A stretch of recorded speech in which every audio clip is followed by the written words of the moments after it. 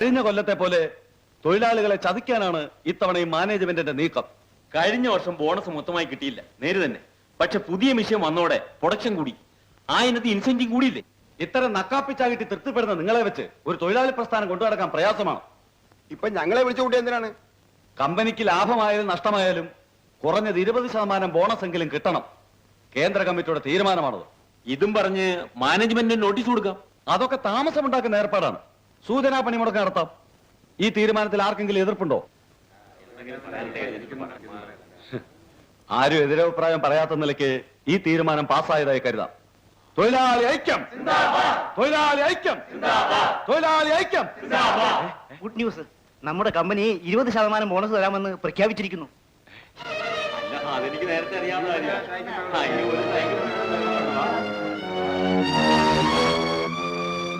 തന്തയില്ലാത്ത കഴിവേറി എങ്ങനെയെങ്കിലും ഒരു പണിമുടക്കുണ്ടാക്കാമെന്ന് വെച്ചാൽ ഈ ഒരു നീക്കം നേതാവ് തീരെ പ്രതീക്ഷിച്ചതല്ല. സൂചനാ പണിമുടക്കിനുള്ള ഒരുക്കത്തിനിടയിലല്ലേ ഞാൻ ആ ബോംബ് പൊട്ടിച്ചത്. സമയം എത്ര കൃത്യമായി വിനയൻ എങ്ങനെ അറിഞ്ഞു? ശത്രുപക്ഷത്തിന്റെ നീക്കങ്ങൾ മനസ്സിലാക്കാത്ത സൈന്യാധിപൻ തോറ്റത് തന്നെ. നേതാവിന്റെ അടുത്തൊരു ശിഷ്യൻ നമ്മുടെ ആളല്ലേ? അത് ശരി. എന്നാലും അച്ഛനോടൊരു വാക്ക് ചോദിച്ചിട്ട് ബോണസ് അനൗൺസ് ചെയ്യാമായിരുന്നു. അച്ഛൻ വരുന്നവരെ കാത്തിരുന്നെങ്കിൽ നേതാവ് ആകെ കുഴച്ചേനെ. അവൻ എന്നോട് അത്രയ്ക്ക് വിരോധമുണ്ട്. പിന്നെ നായ തല്ലുന്ന പോലെ തല്ലിയ പ്രേമല്ലേ ഉണ്ടാവുക?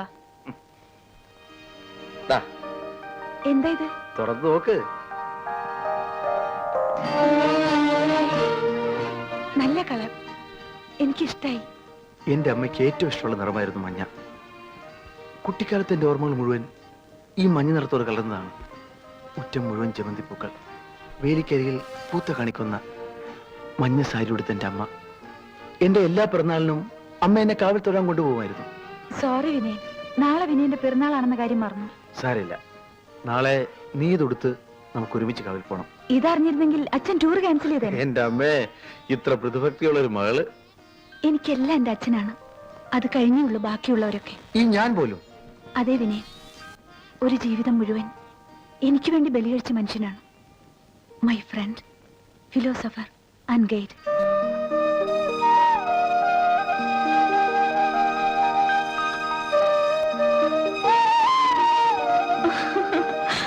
വൈകുന്നേരം നേരത്തെ വരാം, കാവൽ പോകാൻ റെഡിയായിരുന്നു. പോകുന്ന വഴി നമുക്ക് ഷൈനിയും കൂട്ടാം. ശരി. Vinayan,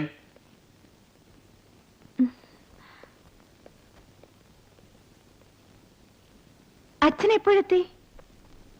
sit down. I want to talk to you. 10 മണിക്ക് ഒരു അപ്പോയിന്റ്മെന്റ് ഉണ്ട്. ഇപ്പോഴേ വൈകിയിരിക്കുകയാണ്. വന്നിട്ട് സംസാരിച്ച പോരെ?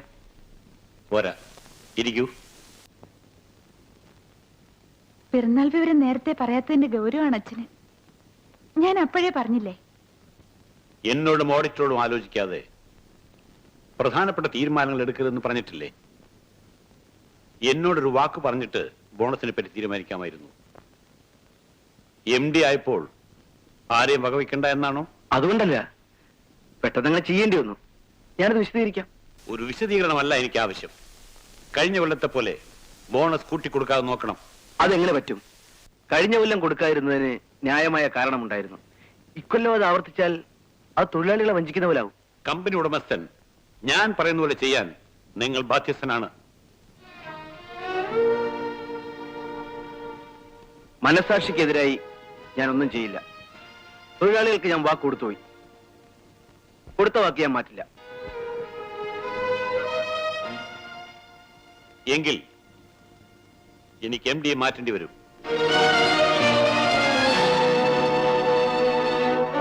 അച്ഛൻ ഞാൻ പറയുന്നൊന്ന് കേൾക്കൂ. ഈ സ്വത്തൊന്നും കണ്ടിട്ടല്ല സുധയെ ഞാൻ കല്യാണം കഴിച്ചത്. എനിക്ക് അവളെ ഇഷ്ടപ്പെട്ടതുകൊണ്ടാണ്. ആരുടെയും സഹായമില്ലാതെ തന്നെ അവളെ സംരക്ഷിക്കാമെന്ന് ധൈര്യമുള്ളതുകൊണ്ടാണ്. തെണ്ടിത്തിരിഞ്ഞ് നടന്ന നിനക്ക് ഒരു ജോലി ഞാൻ തന്നു. നല്ലവനെന്ന് കരുതി എന്റെ മകളെയും. എന്നോട് തർക്കുത്തരം പറയാൻ മാത്രം നീ അത്രമാത്രം വളർന്നു അല്ലേ? മകൾക്കൊരു ഭർത്താവിന് പകരം എന്ത് പറഞ്ഞാലും തലയാട്ടുന്ന ഒരു അടിമയാണ് ഉദ്ദേശം തോന്നുന്നു. എങ്കിൽ നിങ്ങൾക്ക് തെറ്റിപ്പോയി. ഹട്ടയെ പിടിച്ച് മെത്തയിൽ കിടത്തിയത് തെറ്റായി പോയോ എന്ന് എനിക്കും ഇപ്പോൾ സംശയം തോന്നുന്നു. അച്ഛൻ എന്തൊക്കെയാണ് ഈ പറയുന്നത്? ഉപമ വളരെ നന്നായി. അതായത് മറ്റുള്ളവരുടെ ചോര കുടിച്ച് ജീവിക്കുന്ന ഒരു നികൃഷ്ട ജീവി. ആര്യ വീട്ടിൽ കഴിയുന്ന ഞാനത് കേൾക്കണം. ഇതൊക്കെ നീയും കേട്ടതാണ്. എന്നോടൊപ്പം ജീവിക്കണമെന്നുണ്ടെങ്കിൽ എന്റെ കൂടെ വരാൻ നീ തയ്യാറാവണം. എന്റെ സുഖദുഃഖങ്ങളിൽ പങ്കുചേരാൻ. ഈ കൊട്ടാര ജീവിതം എനിക്ക് മടുത്തു. എന്റെ മകളെ എന്നിൽ നിന്ന് പിരിക്കാൻ വരെ നിനക്ക് മടിയില്ല അല്ലേ? ഒന്ന് കേട്ടോളൂ, അങ്ങനെ ഒരു സന്ദർഭം വന്നാൽ ഇവളെന്നെ വിട്ടു പോവില്ല. ഇവൾ എന്റെ മകളാണ്. ഇത്രയൊക്കെ ചോദിക്കാനും പറയാൻ ഇവിടെ എന്തുണ്ടായി? കൊടുക്കാന്ന് പറഞ്ഞ ബോണസ് പിൻവലിച്ചാൽ മതി. പ്രശ്നം അവസാനിച്ചു. ഞാനായിട്ടത് ചെയ്യില്ല. I don't want to hear any more. വൈകുന്നേരം ഞാൻ വരുമ്പോൾ ബോണസ് പിൻവലിച്ച ഉത്തരവിന്റെ കോപ്പി എന്റെ മേശപ്പുറത്തുണ്ടായിരിക്കണം. അണ്ടർസ്റ്റാൻഡ്?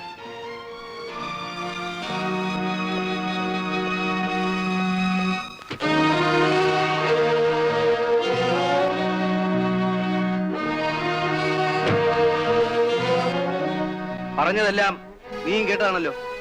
വൈകുന്നേരം വരെ ഇവിടെ നിൽക്കാൻ ഞാൻ ഉദ്ദേശിക്കുന്നില്ല. എന്റെ കൂടെ വരാൻ നീ തയ്യാറാണോ? അച്ഛനൊരു പാവാണ്. എന്നെ പിരിഞ്ഞൊരു നിമിഷം ജീവിക്കില്ല. ദേഷ്യത്തിന് എന്തോ പറഞ്ഞെന്ന് വെച്ച് നിങ്ങൾ എത്ര കാര്യമാക്കരുത്. നീ പറഞ്ഞുകൊണ്ടുവരുന്ന എന്റെ അർത്ഥം എനിക്ക് മനസ്സിലാവുന്നുണ്ട്. കോടീശ്വരനായ നിന്റെ അച്ഛനെ പിരിഞ്ഞ് പാവപ്പെട്ടവനായ എന്റെ കൂടെ വരാൻ നീ ഒരുക്കമല്ല, അല്ലേ? വിനയൻ, നമുക്കിടയിൽ ഒരു വലിയ കന്മതിൽ. ആ മതിലിടിഞ്ഞാലേ നമ്മുടേതായ ഒരു ജീവിതം കിട്ടും. അതെനിക്ക് മനസ്സിലായി.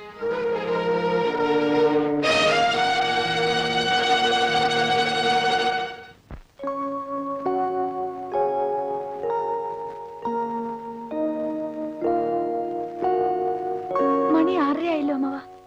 വിനയൻ നേരത്തെ എത്താമെന്ന് പറഞ്ഞതാണ്. അച്ഛനും വന്നില്ല.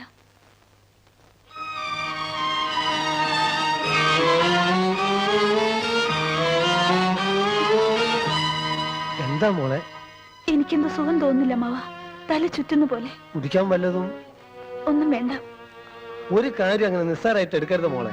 ഈ പറഞ്ഞു നിൽക്കുന്ന നേരം കൊണ്ട് നമുക്ക് നമ്മളെ ലേഡി ഡോക്ടർ ഒന്ന് പോയി കാണാം. അതിന്റെ ഒന്നും ആവശ്യമില്ല. ഒരു തടസ്സവും പറയണ്ട.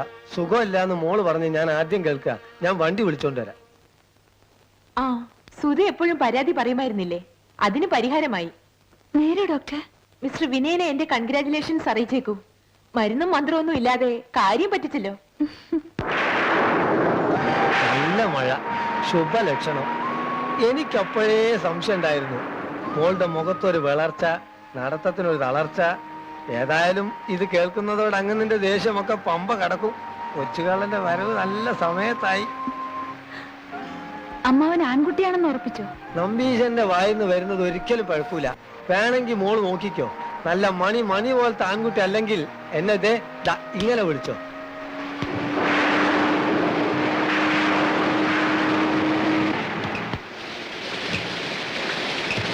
എന്തോ ഒരു ആൾക്കൂട്ടം.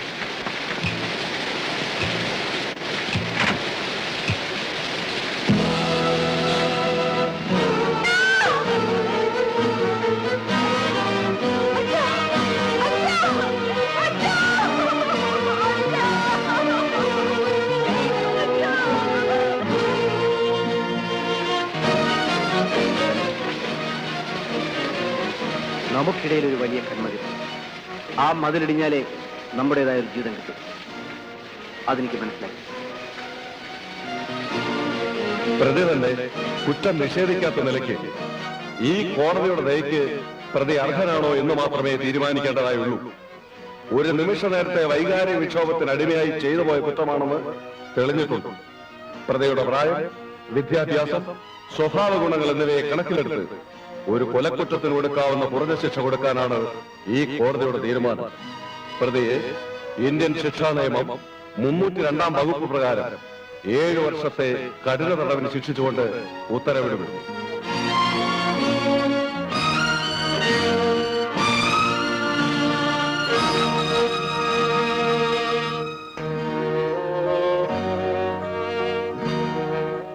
ഇന്നും വിനയം കുഞ്ഞിന്റെ ഒരു കത്തുണ്ട്.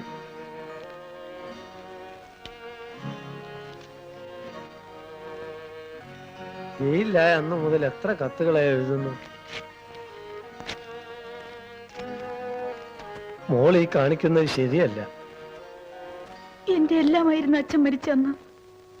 എന്നെ സംബന്ധിച്ചിടത്തോളം വിനയനും മരിച്ചു കഴിഞ്ഞു എന്ന് പറയാൻ എളുപ്പമാണ്. പക്ഷെ ആര് വിചാരിച്ചാലും വേർപ്പെടുത്താനാവാത്തൊരു ബന്ധം മോളുടെ വയറ്റിൽ വളർന്നുകൊണ്ടിരിക്കുകയല്ലേ. അമ്മാവാ, ഇന്നല്ലെങ്കിൽ നാളെ വിനയം കുഞ്ഞ് പുറത്തു വരും. എന്തൊക്കെ പറഞ്ഞാലും മോളുടെ കുഞ്ഞിന്റെ അച്ഛൻ അദ്ദേഹം അല്ല എന്ന് പറയാൻ മോളെ കൊണ്ടാവോ? ഏതോ ഒരു കയ്യബദ്ധത്തിൽ അങ്ങനെ സംഭവിച്ചു. ചെയ്തതോർത്ത് അങ്ങേയറ്റം പശ്ചാത്തപിക്കുന്നുമുണ്ട്.